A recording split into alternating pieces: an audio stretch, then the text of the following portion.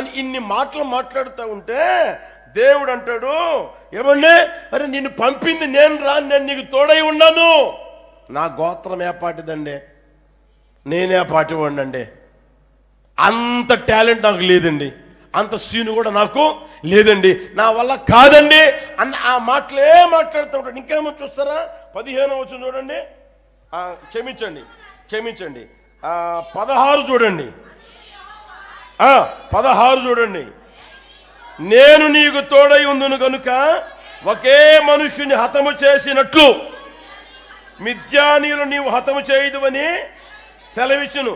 అర్థమవుతుందా? ఒకే మనుష్యుడు హతము చేసినట్లుగా నువ్వు హతము చేస్తారా బాబు అంటే, ఆహా లేదు లేదు, నాకు ఒక సూచన కనపరుచు. 17వ వచనమా 18వ వచనం చూడండి, 17వ వచనం చివరిలో గమనించండి. నా ఎడల నీకు కటాక్షం కలిగిన ఎడల నాతో మాట్లాడుచున్నవాడవు నీవే అని నేను తెలుసుకున్నట్లు దేవుడేమో నేను నీకు తోడై ఉన్నాను రా, నిన్ను పంపింది నేనేరా, నేను నీకు తోడై ఉన్నాను, ఒక్కడే చంపినట్లుగా అందరినీ నువ్వు హతము చేస్తావు అని నీ మాటలు చెప్తా ఉంటే నాకు ఒక సూచన కనపరుచు. మరి ఏం చేయమంటావు చెప్పు. ఇదిగో నేను ఇంట్లోకి వెళ్తా, నేను బలి తీసుకొని వచ్చి నీ ఎదురు పెడతా, దాన్ని నువ్వు దహించు. అవునా, సరేపో తీసుకురాపో అని పోయి ఆ వ్యక్తి తీసుకొని వచ్చి పెడితే ఏమండి, ఆకాశం నుంచి అగ్ని వచ్చి దహించింది. దహించినా సరే నమ్మాడా, నమ్మల. ఇంకా మాటలు మాట్లాడుతా పేజీ తిప్పండి, 36వ వచనానికి రండి. అప్పుడు గిద్యోను, నీవు సెలవిచ్చినట్లు నా చేత ఇశ్రాయేలు రక్షింపను ఉద్దేశించిన ఎడల నేను కళ్ళమున గొర్రెబొచ్చు ఉంచిన తర్వాత నేల అంతయో ఆరి ఉండగా ఆ గొర్రెబొచ్చు మీద మాత్రమే మంచు పడున ఎడల నీవు సెలవిచ్చినట్లుగా ఇశ్రాయేలు నా మూలముగా రక్షించదు, నేను అలాగే చెయ్యి అన్నాడు. ఆ తర్వాత తెల్లారింది అలాగే జరిగింది. అయ్యా ఇంకొకసారి టెస్ట్ చేస్తా అని అంటే, మరలా ఏంటో చెప్పు అని అంటే మరలా చెప్పాడు. మరలా కూడా మీరు చూడండి ప్రియమైన వాళ్ళరా, దేవునిని ఆ వ్యక్తి నమ్మాడా? ఇప్పుడు చెప్పండి, నమ్మాడా? నమ్మితే కండిషన్స్ ఉంటాయా? అర్థమవుతుందా? నమ్మితే పొరపాటు కూడా కండిషన్స్ అనేవి ఉండవు.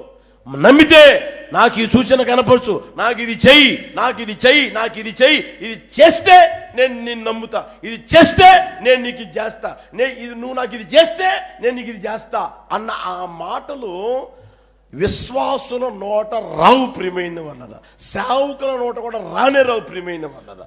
దేవుని విశ్వసిస్తే నీలో ఉండవలసింది తెలిసిన నిబంధనలు ఏమీ లేకుండా, కండిషన్స్ ఏమీ లేకుండా శిరసా వహించుదువు గాక. హల్లెలూయా, హల్లెలూయా. కూర్చో. ఎందుకు కూర్చోవాలి? కూర్చోండి నాకేంటంట అని అనరు. లే, ఎందుకు లేవాలి, ఎందుకు లేయాలి, నాకేం అవసరం, లేస్తే నాకేంటంట అనే ఆ మాటలు పొరపాటు కూడా రావు ప్రియమైన వాళ్ళరా. ఈరోజు చూడండి, విశ్వాసులైనా సేవకులైనా ఏ స్థితిలోనికి వెళ్ళిపోయారా అంటే, యేసు ప్రభువు నమ్మామని చెప్పుకుంటున్నారు కానీ ఏమంటే యేసయ్య ద్వారా కలిగిన ఆ విశ్వాసంలో వృద్ధి పొందలేని పరిస్థితులు, విశ్వాసం విస్తరించబడిన పరిస్థితులు, విశ్వాసం ఏమవుతుందో తెలిసిన దినదినం దిగజారిపోతున్న పరిస్థితుల్లో ఏమంటే ప్రతిదానికి నాకు ఇది చేస్తే నేను అది చేస్తా, ఇది చేస్తే నేను నమ్ముతా, నువ్వు నా తోడుగా ఉన్నావు అప్పుడు నేను నమ్ముతా, నువ్వు నా పక్షంగా యుద్ధం చేస్తున్నావు అప్పుడు నమ్ముతా, ఇది జరిగితే 2 ఏళ్ళు పట్టుకో, ఇది జరిగిందా అప్పుడు నమ్ముతా, ఇది జరిగిందా నేను నమ్మను అంటే వీళ్ళు ఎట్లా తయారైపోతారు ఇప్పుడు చెప్పండి, చెప్పరేమండి? విశ్వాసం ఎలా తయారైపోతున్నారు సార్? గుర్తిరగండి ప్రియమైన వాళ్ళరా. ఆ గిద్యోను కూడా చూడండి, సరేరా నువ్వు పోరా తీసుకురారా అని పంపించాడు, అగ్ని దహించేసింది. సరే అప్పుడన్నా నమ్మాడా? నమ్మలా. ఇదిగో నా చేత నీవు ఇశ్రాయేలు రక్షింపను ఉద్దేశించిన ఎడలా ఇదిగో ఇలా చేయి. ఎంతగా దేవుని విసిగించాడు గమనించండి. దేవుడు నువ్వు చెప్పింది చేస్తాడు. అయితే నీలో విశ్వాసం ఉందని ఏ రోజు అనుకోమాక. అర్థమవుతుందా? దేవుడు నువ్వు చెప్పింది చేస్తాడు, చేయకుండా ఏమున్నాడు ఆయన. అయితే నువ్వు నీలో విశ్వాసం ఉందని ఏమాత్రం అనుకోకూడదు. నేను ప్రార్థన చేస్తే జరిగింది అని ఏమాత్రం పొరపాటును కూడా అనుకోకూడదు. నువ్వు విశ్వాసమైతే ఏం చేస్తావు తెలిసినా, కూర్చోమంటే కూర్చుంటావు, లేమంటే లేస్తావు. హల్లెలూయా, హల్లెలూయా. ఈ గిద్యోను విషయంలోనే ఈ సందర్భంలో నేను ఇంకొక మాట కూడా చెప్తాను, చూస్తారా? చూడండి, ఆదికాండం 28వ అధ్యాయం తీయండి. ఆదికాండం 28వ అధ్యాయం 20వ వచనం చూడండి. యాకోబు, నేను తిరిగి నా తండ్రి ఇంటికి క్షేమముగా వచ్చున్నట్లు దేవుడు నాకు తోడై ఉండి నేను వెళ్ళుచున్న ఈ మార్గములో నన్ను కాపాడి ఆహారము వస్త్రము ఎడల యెహోవా నాకు దేవుడై. ఎప్పుడంట? అయ్యగారికి ఏం కావాలంట? నాకు తినేదానికి తిండి కావాలి, కట్టుకునేదానికి బట్ట కావాలి, మార్గం నన్ను కాపాడు, నాకు క్షేమం కావాలి. అప్పుడు నువ్వు నాకు దేవుడిగా ఉంటావు, అప్పుడు నేను నిన్ను విశ్వసిస్తా, అప్పుడు నేను నిన్ను నమ్ముతా. లేకపోతే నేను నమ్మనండి, పొరపాటును కూడా నేను నమ్మనండి. ఎవరు ఈ వ్యక్తి? ఎవరు కుమారుడు? ఎవరు కుమారుడు? ఇస్సాకు ఎవరు? ప్రార్థనాపరుడు. ఇస్సాకు ఎవరు? ప్రార్థనాపరుడు. ఇస్సాకు ఎవరు? దేవుని మీద ఆధారపడినవాడు. ఇస్సాకు ఎవరు? ఏమండి? దేవుని మీద ఆధారపడినవాడు, ప్రార్థనాపరుడు, దేవుని మీద ఏమండి విశ్వాసం ఉంచి నడిపించబడిన వ్యక్తి. అలాంటి కడుపున పుట్టినా ఈ యాకోబు ఏ స్థితిలోనికి వచ్చాడో గమనించండి ప్రియమైన వాళ్ళారా.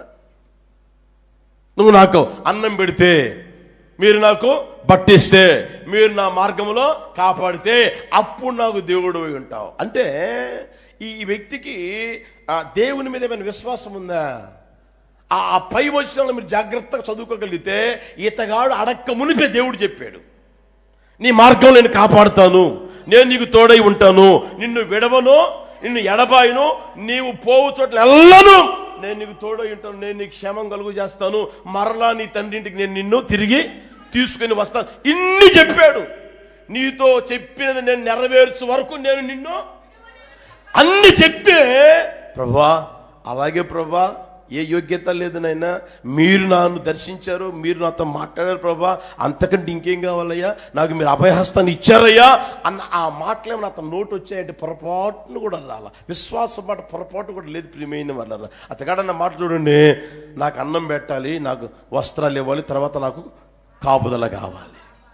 దేవుడు చేస్తాడైతే అది విశ్వాసము కానే కాదు. విశ్వాసం అనేది ఏం చేస్తా తెలిసిన, కండిషన్స్ లేకుండా, నిబంధనలు ఏమీ లేకుండా దేవుడు ఒక మాట చెప్పాడా, చెప్పింది చెప్పినట్లుగా లోబడే ఆ స్థితిలోనికి రాగలిగితే అప్పుడు నీలో విశ్వాసం ఏమవుతుందో తెలిసిన, వృద్ధి పొందుతా ఉండును గాక. హల్లెలూయా. అభివృద్ధి పదంలోనికి వచ్చును గాక. హల్లెలూయా. నీలో ఆ విశ్వాసం ప్రతి దినం కనిపిస్తానే ఉంటుంది. ఆ స్థితిలోనికి ప్రియమైన వాళ్ళరా రాగలిగిన పరిస్థితులకు రాగలగాలి. మీరు చూడండి, యేసుప్రభు చెప్పిన మాట గమనిస్తే, ఒరే తోమా, చూసి నమ్మిన వారికంటే, చెప్పండి, చూసి నమ్మిన వారికంటే, అందరూ చెప్పండి, చూసి నమ్మిన వారికంటే చూడక నమ్మిన వారు ధన్యులరా.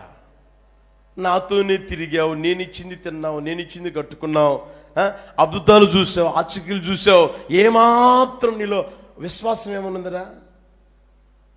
అరే ఇంతమంది శిష్యులు చెప్పారు కదరా, వాళ్ళందరూ నీకు అబద్ధం చెప్తారంటరా? వాళ్ళందరూ నీకు అబద్ధం చెప్తారా? గమనించండి ప్రియమైన వాళ్ళరా, ఈ రోజున విశ్వాసము అనేది ఏం చేస్తా తెలిసిన, దేవునికి నిబంధనలు పెట్టదు, దేవునికి కండిషన్లు పెట్టదు. విశ్వాసం లోబడును కాక. హల్లెలూయా, హల్లెలూయా. మీరు చూడండి, యేసు ప్రభు వారు 40 రోజులు ఉపవాసం ఉండి ప్రార్థన చేశారు. ప్రార్థన ముగించిన తర్వాత సాతానుగాడు వచ్చాడు. సాతానుగాడు వచ్చిన ఆ పరిస్థితుల్లో వాడేమంటాడు తెలిసిన? ఆ మాట గమనించండి. 4వ అధ్యాయం 3వ వచనం చూడండి. నీవు దేవుని కుమారుడవైతే, అదపోతుందా? 6వ వచనం చూడండి. నీవు దేవుని కుమారుడవైతే, అదపోతుందా? వాడు చూడండి. తర్వాత మీరు గమనిస్తే 8వ వచనం చూడండి. మరలా అపవాది మిగుల ఎత్తైన ఒక కొండ మీదకి ఆయన తోడుకొని పోయి ఈ లోకరాజ్యం అన్నిటినీ వాటి మహిమను ఆయనకు చూపి నీవు సాగిలపడి నాకు నమస్కారం చేసిన వీటన్నిటినీ నీకిచ్చేదని ఆయనతో చెప్పగా యేసు వానితో, సాతానా పొమ్ము, ప్రభువైన నీ దేవునికి మ్రొక్కి ఆయనను మాత్రము సేవించాలి. ఆయన మాత్రం నీవు. ఆ మాటలన్నీ మీరు గమనించగలిగితే సాతానుగాడు ప్రియమైన వాళ్ళరా వ్యక్తిగత జీవితంలో ఏమంటే చేయాల్సిన పనులన్నీ చేస్తూనే ఉంటాడు. మనం ప్రభువును శోధించకూడదు. మనం ప్రభువును శోధించేంత ఆ స్థితిలోనికి ఏ రోజు పోకుందుము గాక, వెళ్ళకుందుము గాక. హల్లెలూయా, హల్లెలూయా. ప్రభు ఒక మాట తెలియజేశాడా? ప్రభు నిన్ను ఆశీర్వదిస్తాను అన్నాడా? విశ్వసించు. దీవిస్తానన్నాడా? విశ్వసించు. అర్థమవుతుందా? ఆయన గద్దించినా విశ్వసించు, హెచ్చరించినా విశ్వసించు, బుద్ధి చెప్పినా విశ్వసించు. ఏదైనా ఆయన నీకైనా నాకైనా మేలు చేసే దేవుడే కానీ కీడు చేసే దేవుడు. చెప్పండి గట్టిగా. పొరపాటును కూడా కాదు ప్రియమైన వాళ్ళరా. ఆ స్థితిలోనికి వచ్చుదము గాక. మీకు ఇంకా అర్థమయ్యే దానికి చూడండి ప్రియమైన వాళ్ళరా. దేవుడు అబ్రహాముని పిలిచాడు. అబ్రహాం ఏ స్థితిలో ఉన్నాడు? విగ్రహారాధికుడు, భయంకరమైన విగ్రహారాధికుడు. బైబిల్ రాయబడిన మాట తెలిసిన? మీ పితరులు నది అద్దరి సూర్య దేవతలను పూజించిది అని రాయబడింది. అర్థమవుతుందా? సూర్య దేవతలను పూజించే ఆ స్థితిలో ఉన్న అబ్రహాము కుటుంబం అని ప్రియమైన వాళ్ళ దేవుడు దర్శించాడు. అబ్రహాముకి కనిపించాడు. అబ్రహాం, నీవు లేచి నీ దేశం నుండి, నీ బంధువుల నుండి, నువ్వు ఉన్న చోట్ల నుంచి బయలుదేరి నేను నీకు చూపించే దేశానికి వెళ్ళు అన్నాడు. దేశం చూపించాడా? దేశం చూపించాడా? చూపించలా. నేను చూపించే దేశానికి బయలుదేరి వెళ్ళు అన్నాడు. అర్థమవుతుందా? నీవెవరివి? ఎప్పుడు నాతో మాట్లాడలేదే? అడిగాడా? ఏ మాత్రం అడగల, సంకోచించలా. ఏ మాత్రం అతను అవిశ్వాసం పొరపాటును కూడా లేదు. ప్రియమైన బయలుదేరన్న వెంటనే భార్యని పిలిచాడు. ఏమంటే సర్దుకున్నాడు, బయలుదేరలా వెళ్ళిపడి. ప్రియమైన వాళ్ళు మీరు ఇంకా గమనించండి. 22వ అధ్యాయంలోకి రాగలిగితే నీవు ప్రేమించే ఇస్సాకును తీసుకుని వెళ్ళి నేను చూపించే పర్వతం మీద బలి అర్పించానంటే అలాగే వెళ్ళాడయ్యా. లేక లేక ఇచ్చావు, ఇప్పుడు నాకు 100 సంవత్సరాలు, ఇప్పుడు ఇచ్చావు. వాడినేదో అల్లారు ముద్దుగా పెంచుకుంటా పెరుగుతా ముద్దు మురిపెం తీర్చుకుంటా ఉన్నాను. ఇప్పుడు వాడిని తీసుకుపోయి బలి ఇవ్వమంటే ఎలాయ్యా అన్నాడా? అనలా. ప్రియమైన వాళ్ళ అలాగే ప్రభువా నీకంటే నాకు ఎక్కువేముందయ్యా అని అలాగే వెళ్ళి బలి చెల్లించిన ఆ పరిస్థితి మనం గమనించగలం. ప్రియమైన వాళ్ళు ఇంకా మీరు ప్రతి విషయం గమనించండి. లోతు బయలుదేరి వెళ్ళిపోయిన తర్వాత లోతు కన్నులెత్తి చూసినట్లుగా అబ్రహాం కన్నులెత్తి చూశాడా? దేవుడు నీ కన్నులెత్తి ఇప్పుడు చూడు, తూర్పు చూడు, ఉత్తరం చూడు, దక్షిణం చూడు, ఏమండి నలుదిక్కులో చూడు. ఎంత వరకైతే నువ్వు సంచరించగలవు సంచరించు. ఆ స్థలమంతా నీకు అనుగ్రహిస్తానంటే ఆయన సంచరించిన ఆ స్థలమంతా దేవుడు ఇచ్చాడు. ప్రియమైన వాళ్ళరా కనుక విశ్వాసం ఏం చేస్తుంది అంటే నిబంధనలు పెట్టదు. విశ్వాసం ఏమంటే కండిషన్స్ పెట్టదు. దేవుని కండిషన్స్ పెట్టదు. కొంతమంది చూడండి, ప్రభువా ఈ ఆదివారం లోపు చేసావా నువ్వు నాకు దేవుడివి, లేకపోతే చెప్పరేమండి ఆయన దేవుడు కాకుండా పోతాడా? నువ్వు నా కుమారుడికి సీటు ఇచ్చావా నువ్వు దేవుడివే. నీకు ఇచ్చిన ఆయన దేవుడే, ఇయ్యకపోయినా ఆయన ఎవరు? చెప్పరేమండి. దిక్కుమాల నీకు, దిక్కుమాల నాకు అలాంటి ప్రశ్నలు వస్తాయి. దిక్కుమాల నీవు, దిక్కుమాల నేను ఆ మాట అంటే ఏమండి దేవుడు చేసేస్తాడా? అర్థమవుతుందా ప్రియమైన వాళ్ళరా?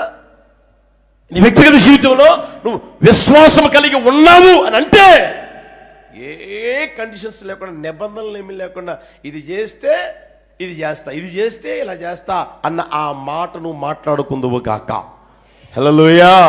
అబ్రహాము వల్ల ప్రియమైన వల్ల ప్రతి విషయంలో ఏమంటే యేసయ్య ఏదైతే చెప్తాడో అదే మన జీవితంలో మనం చేసే వారంగా మార్చబడుదుము గాక. అదే మన వ్యక్తిగత జీవితంలో ఏమంటే చెయ్యగలిగే ఆ స్థితిలోనికి వచ్చుదుము గాక. ఇదెందుకు చేయాలి, ఇదెందుకు చేయాలి, ఇదెందుకు చేయాలి అన్న మాటలో నీకు అవసరం లేదు, నాకు అవసరం లేదు. హల్లెలూయా, హల్లెలూయా. అర్థమవుతుందా? కనుక మనలో ఉన్న విశ్వాసం మనల్ని మనమే పరీక్ష చేసుకోగలగాలి. పరీక్ష చేసుకున్నప్పుడు ఎన్నిసార్లు మనం నాకు ఒక సూచన చూపించు, నాకు ఇది చెయ్యి, ఇది చెయ్యి, తెల్లారిలోపు నా ఏం కావాలి, నా జ్వరం తగ్గిపోవాలా, వచ్చి సాక్షి చెప్పుకుంటా, తెల్లారిలోపు ఈ కార్యం జరిగిపోవాలి, అప్పుడు నేను కూటం పెట్టుకుంటా, తెల్లారిలోపు జరిగిపోవాలి, ఈ సంవత్సరం ఇల్లు కట్టాలి, ఈ సంవత్సరం స్థలం కొనాలి, ఈ సంవత్సరం ఏమండి. ఇవన్నీ ఏంటి అంటే కండిషన్స్. అర్థమవుతుందా? దేవుడు చేస్తాడు, చేయకుండా ఏమున్నాడు ఆయన. గిద్యోను జీవితంలో చేయలేదా? తోమాకు దేవుడు కనిపించలేదా? తర్వాత కనిపించాడా లేదా?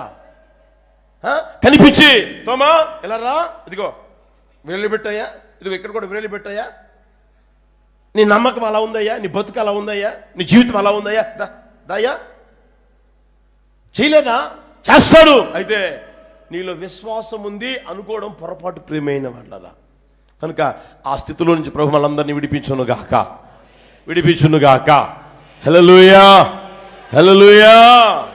మీరు ఇంకా చూడండి ప్రియమైన వాళ్ళరా, యోబు జీవితం మనం అందరికీ బాగా పరిచయం.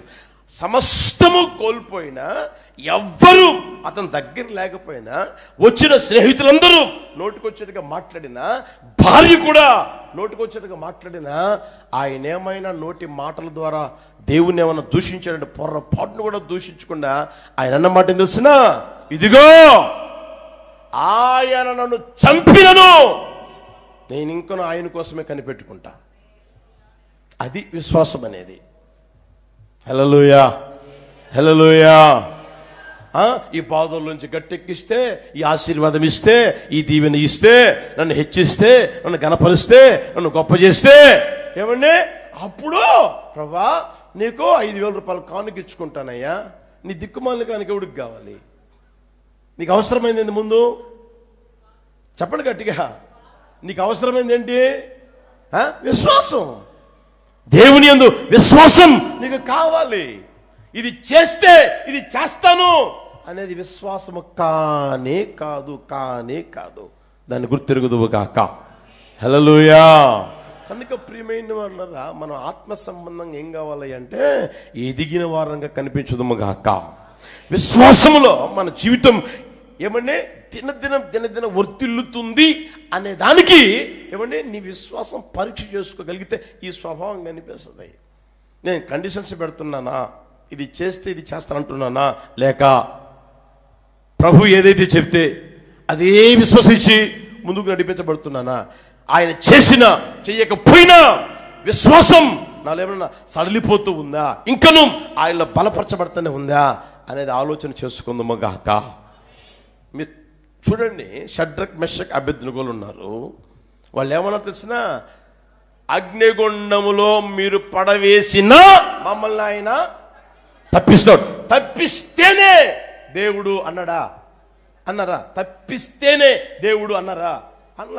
తప్పించకపోయినా సరే ఆయన మమ్మల్ని తప్పించడుకు సమర్థుడు.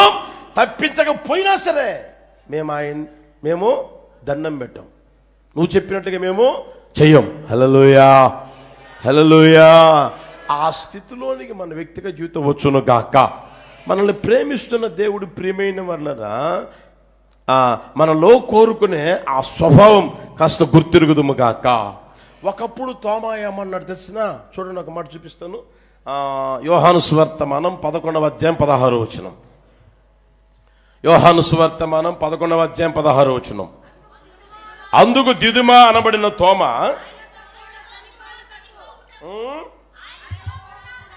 అందరు చదవండి. దిదుమా అనబడిన తోమా ఆయనతో కూడా చనిపోవుటకు మనము వెళ్ళుదామని తన తోడి శిష్యులతో అందరు అక్కడ ఉంటే, రే మనం కూడా వెళ్దాం పదండి, ఆయనతో కూడా చనిపోయేదానికి, మనం కూడా ఆయనతో చనిపోయేదానికి వెళ్దాం పదండి అని చెప్పిన ఇదే తోమా చనిపోయిన యేసుప్రభు తిరిగి లేచాడు రా బాబు అని అంటే నేను నమ్మను.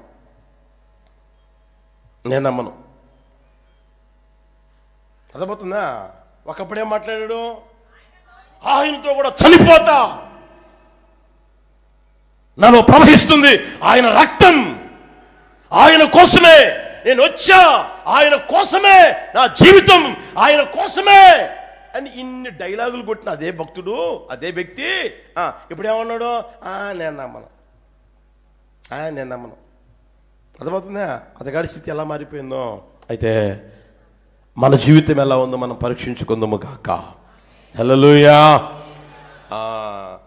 తిమోతి మొదటి పత్రిక 4వ అధ్యాయం మొదటి వచనం చూడండి. తిమోతి మొదటి పత్రిక 4వ అధ్యాయం మొదటి వచనం.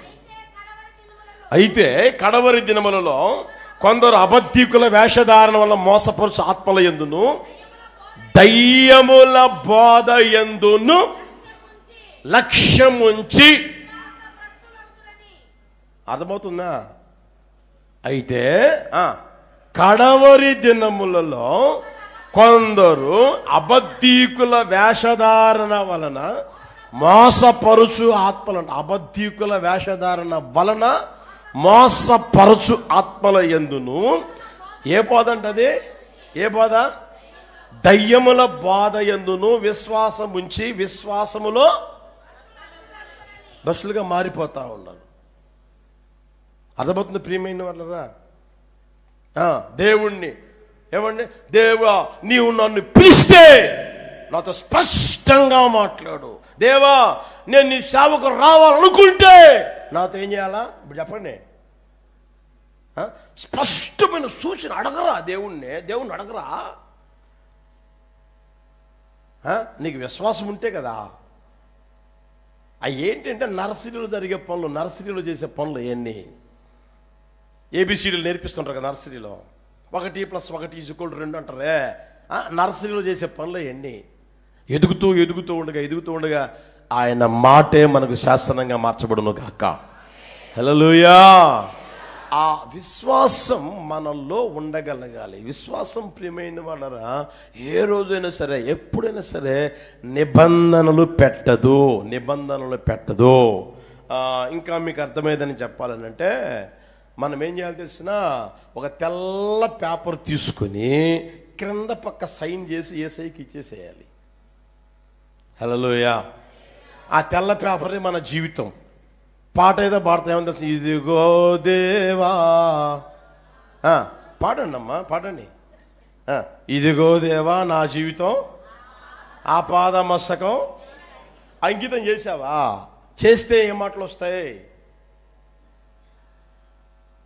అర్థమవుతుందా?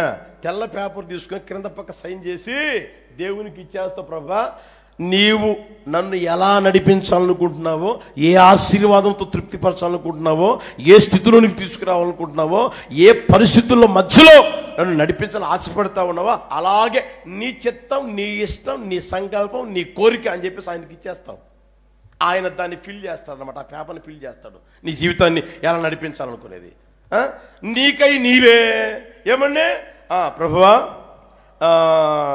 25వ సంవత్సరం ఫిబ్రవరి నెల ఈ రోజున 9వ తేదీ కాదులు కానీ 16వ తేదీకంతా నా పిల్లవాడికి ఉద్యోగం రావాలి, లేకపోతే జూన్ నెలకంతా నాకు ఉద్యోగం రావాలి, జూలై నెలకంతా పెళ్ళి అయిపోవాలి, తర్వాత 26వ సంవత్సరం జూన్ కంతా నాకు పిల్లోడు పుట్టాలి, పుట్టేది కూడా మగ పిల్లోడు పుట్టాలా, వాడు కూడా పెద్దోడు కావాలి.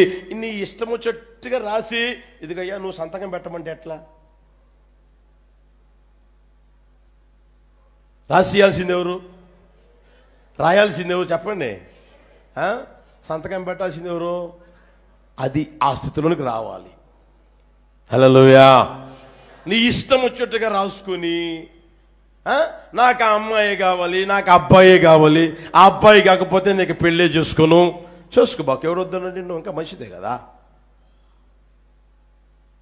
కట్నం కూడా మిగులుతుంది కదా. హల్లెలూయా. నాకు ఆ అమ్మాయే కావాలి, లేకపోతే ఇంకేంటండి నాకు ఫలానా ఉద్యోగమే కావాలి, అప్పుడు నాకు గాలి తిరుగుతూ ఉంటాను. తిరుగు, గాలి తిరుగుతూ ఉండు, ఈటీవీటీగా చేసేయి, ఇంట్లో తిని ఇదిలో తిరుగుతూ ఉండు. ఏం చేస్తారు? కన్న నేరానికి అంత పెడతా ఉంటారు కదా, తిండి పెడతారు కదా, తిండి పెట్టుకుని తరవరు కదా. అర్థమవుతుందా?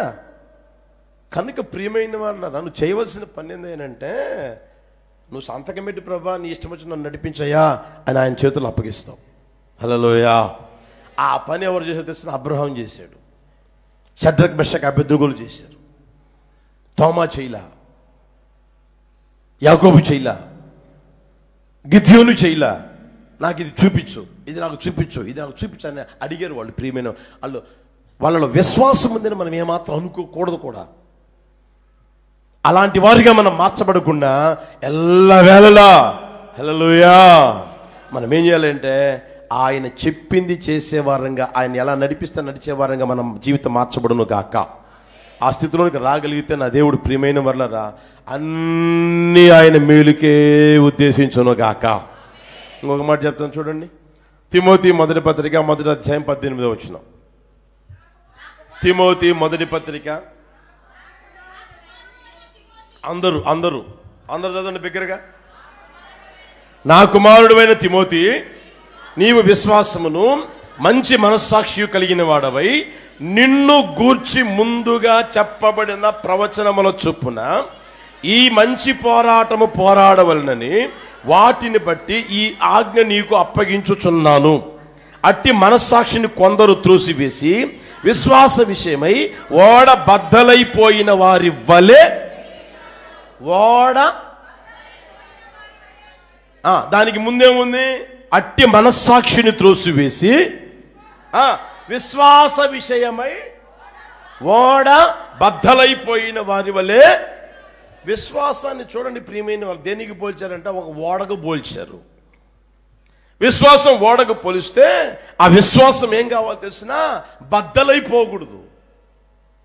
విశ్వాసం దినదినం దినదినం ఏమండి అధికం కావాలి. విశ్వాసం దినదినం దినదినం ఎక్కువ కావాలి, వృద్ధి చెందుతూనే ఉండాలి. విశ్వాసం బద్దలైపోకూడదు. యేసు ప్రభుని నమ్మిన ఆ రోజుల్లో ఉన్న ఆ విశ్వాసం రోజులు గడవగా పరిస్థితులను బట్టి నీ జీవితం బద్దలైపోకూడదు. నీ ఆత్మ సంబంధమైన జీవితం ఏమండి యేసు ప్రభు మీద ఉంచిన ఆ నమ్మకం బద్దలైపోకూడదు. అర్థమవుతుందా? విశ్వాసం నీరు గారిపోకూడదు. నీలో విశ్వాసం అని పేరు చెప్పుకుంటూ విశ్వాసం లేని ఆ స్థితిలోనికి వెళ్ళిపోకూడదు. జీవితం బద్దలైపోతుంది. ఓడ బద్దలైపోయిన వారి వలె వారు ఏమైపోయారంట? చెడిపోయి ఉన్నారంట. మందిరానికి దూరం అయిపోయి, దేవునికి దూరం అయిపోయి, సహవాసానికి దూరం అయిపోయి, సేవకునికి దూరం అయిపోయి, దూరమై తర్వాత వారి జీవితం చెడిపోయిన పరిస్థితులకు వెళ్ళిపోయింది. అర్థమవుతుందా? ముందున్న ఆ మంచి స్వభావాలు పోయాయి, ఆ తర్వాత చెడ్డ స్వభావాలు ఒకటి కాదు